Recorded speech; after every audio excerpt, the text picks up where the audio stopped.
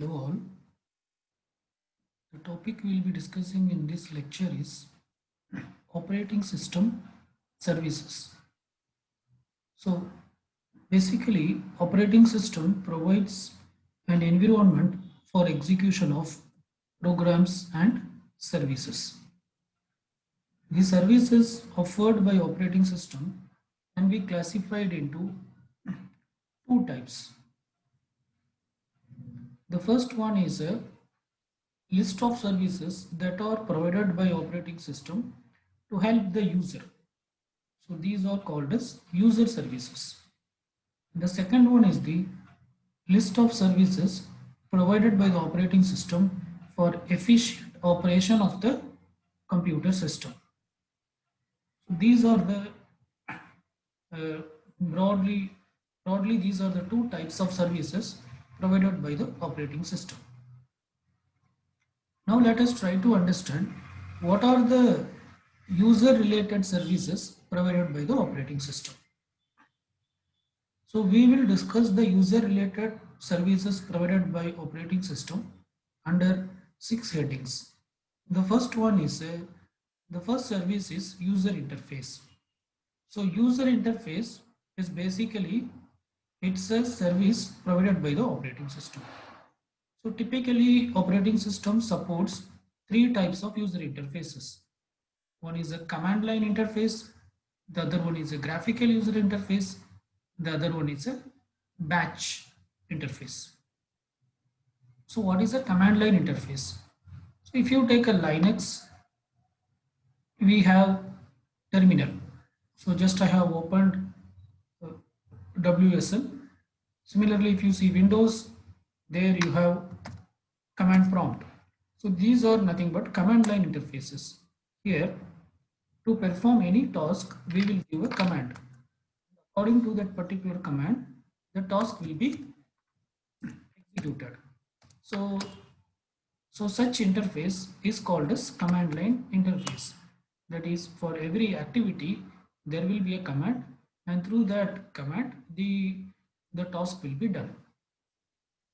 And the second type of interface is called as graphical user interface, where we have list of menus or icons. Icons were used to represent files and folders. By clicking on the menu and icon, the job will be done. So mainly here mouse will play a key role. Okay. So for example, now I am clicking on the start button of Windows, so it shows different menus. So whichever the file I want, I can open by clicking on that appropriate menu. Okay, so that type of interface is called as graphical user interface. So Linux and Mac also provides graphical user interface. The next is a batch interface. What is batch? Batch is nothing but a collection of commands. If you take a collection of Linux commands and keep it in a file, then that file will be called as a batch file. For example, in one of the lab program, we have discussed shell script. Shell script is actually an example of batch file. Okay, so shell script, what it contains list of Linux commands. So when you execute a particular shell script, that particular file will sequentially execute all the command it contains. Okay, so such an option is called as batch interface. Okay.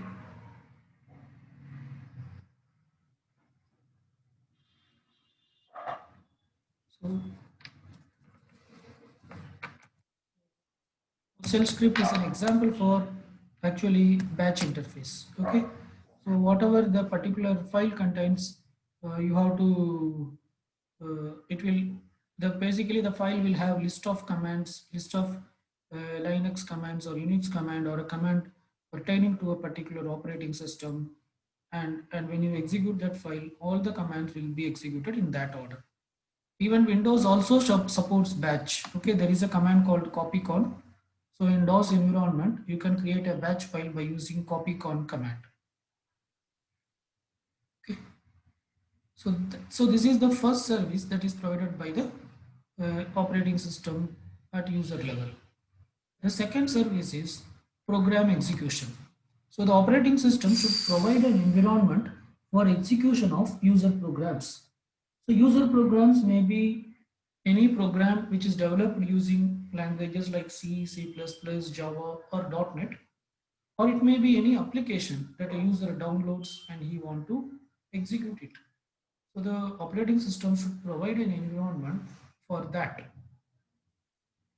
So that service is called as program execution service. The third level of service is IO operations. So what is IO operations? So, so, so every computer will have IO devices and user should be able to access the IO device. They should be able to perform read or write operation from the IO devices. So again, operating system should enable the user to access the appropriate IO devices. So this service is called as IO operations related services. And the fourth service is file system manipulation. So normally the computer will have files and the user should be able to create new files. He should be able to delete existing files. He should be able to read or write content from the file, and also you should be able to modify the file content. So operating system should enable the user to perform such operations. So this service provided by the operating system to make sure that users can perform file related operation is called as file system manipulation services. The next is communication. So what is communication? Here communication in the sense sometimes two or more users may want to communicate with each other. So that is, so this communication may happen through different ways. Communication may happen through different ways. Okay. For example,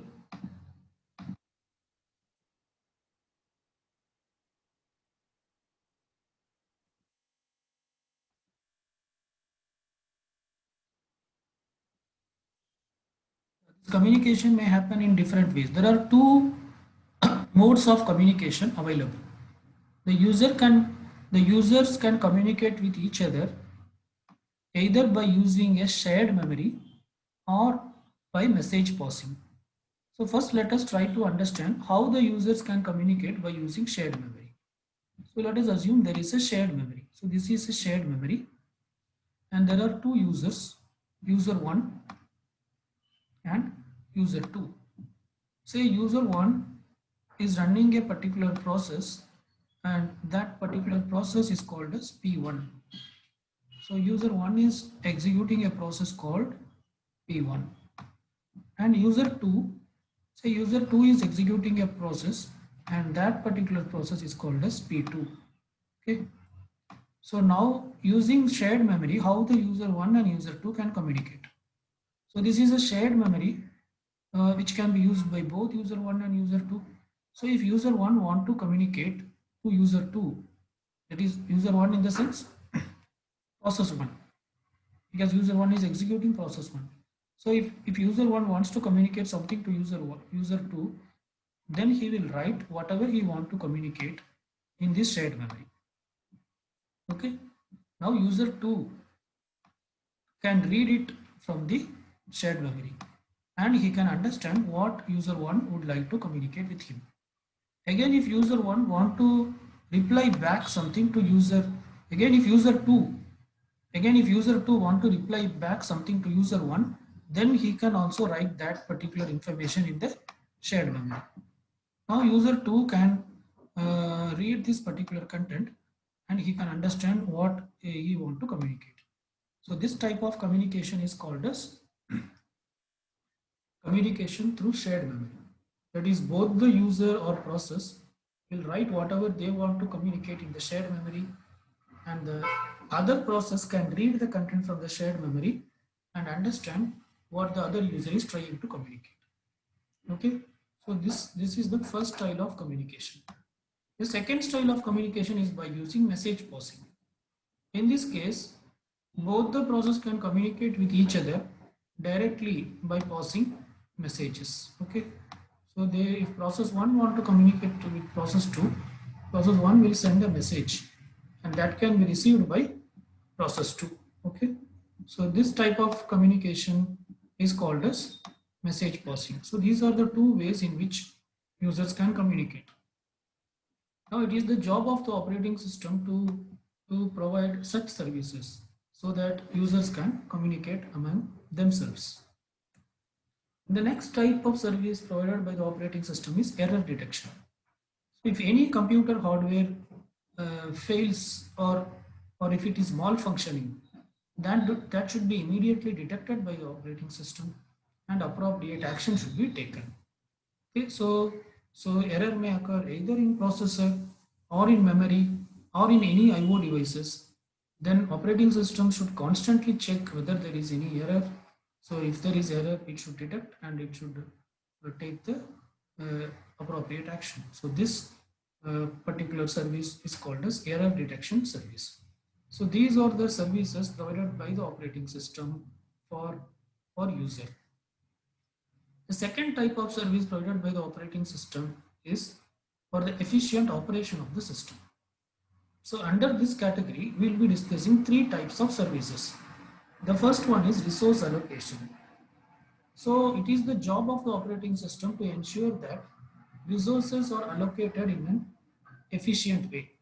All the resources were under the control of operating system. So what are the resources? Primarily the resources are CPU cycle, memory and IO devices. These are the core resources of a computer system. CPU cycle in the sense CPU time.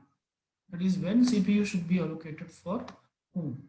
So that decision should be taken by the operating system. Okay, so that resource is called as CPU time or CPU cycle.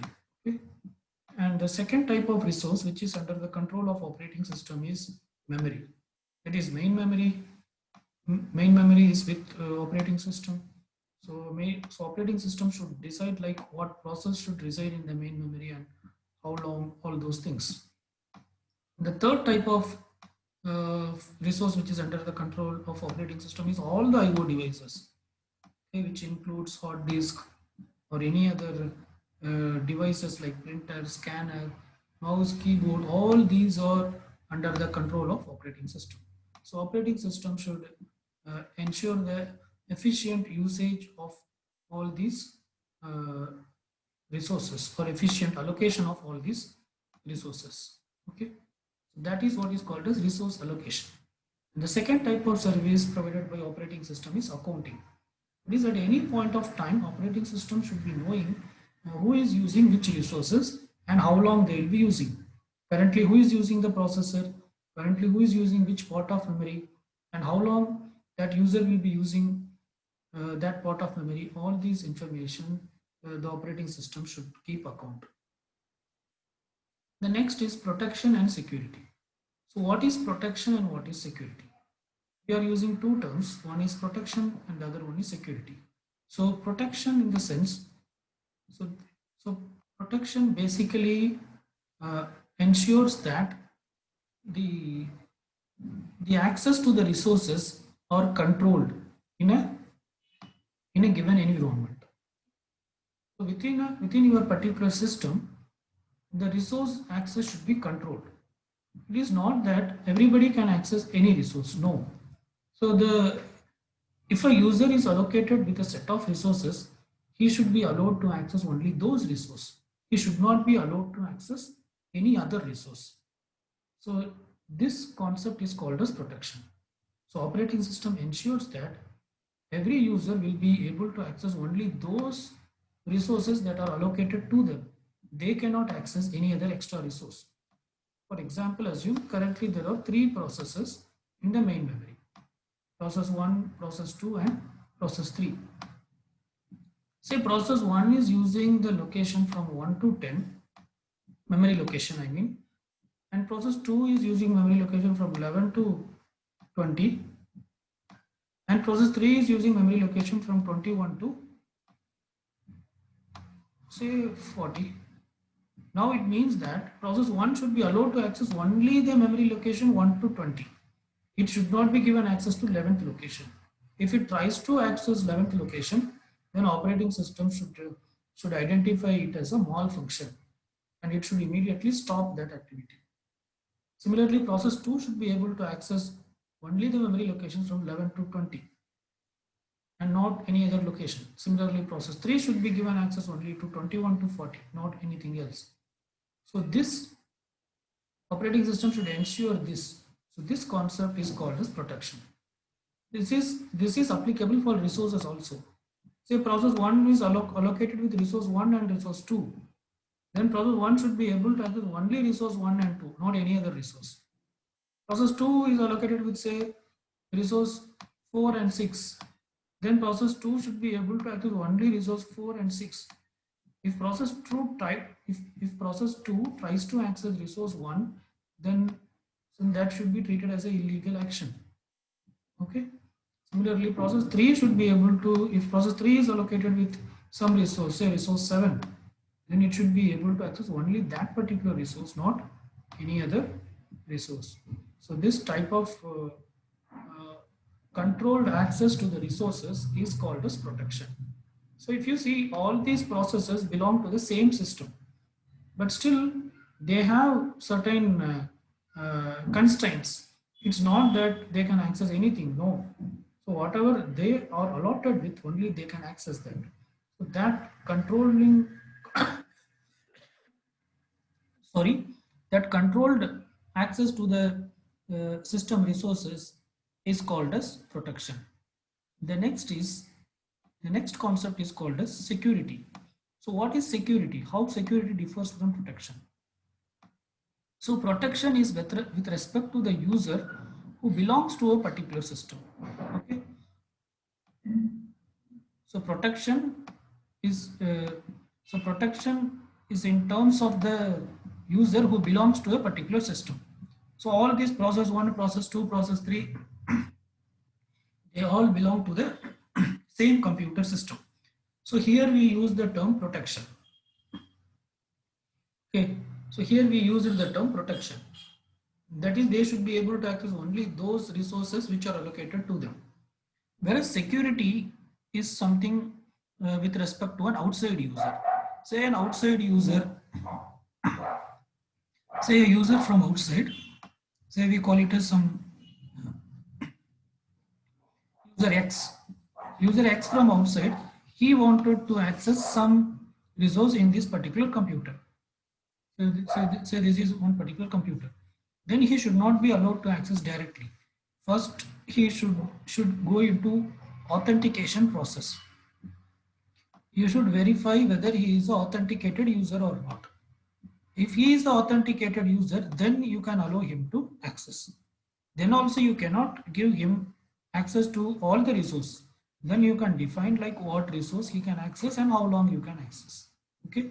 So giving access to an outsider through some authentication process, that is called as security. Okay.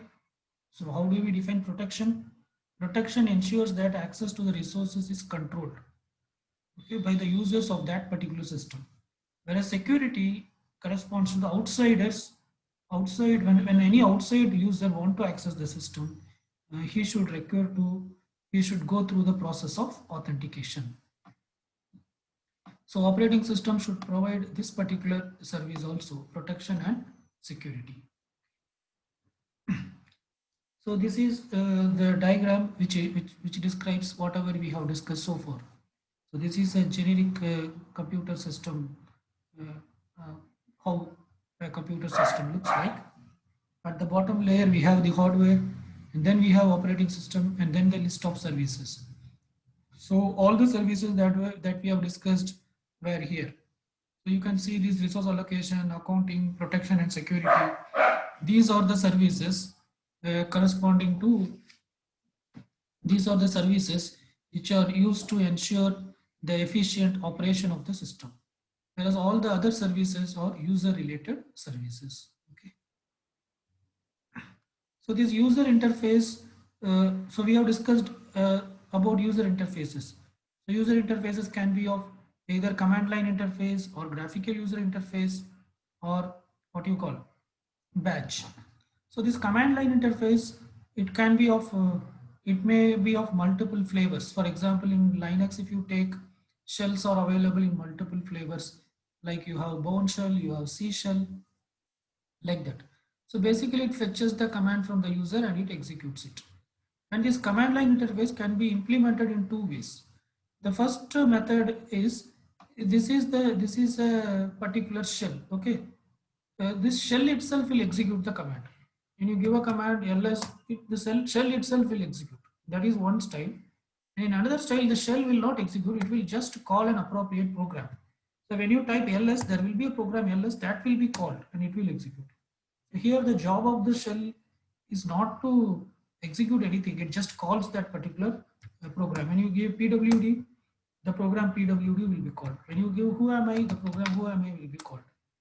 So what I mean in the sense, the command line interfaces were implemented in two ways. The first way, this particular terminal window itself will execute. Okay. In the second case, this window will not execute anything. This will just call that other program. If that program is valid, it will execute. So the second style of implementing, that is calling program by names, that is much effective style. Okay, because if you want to add any new features, then you need not modify the shell.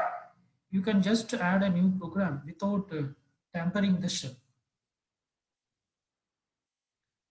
Okay, so this is a typical output from a command line interface from a Linux based system. Okay, see, different commands were given like ls, pwd, all these things. And then graphical user interface.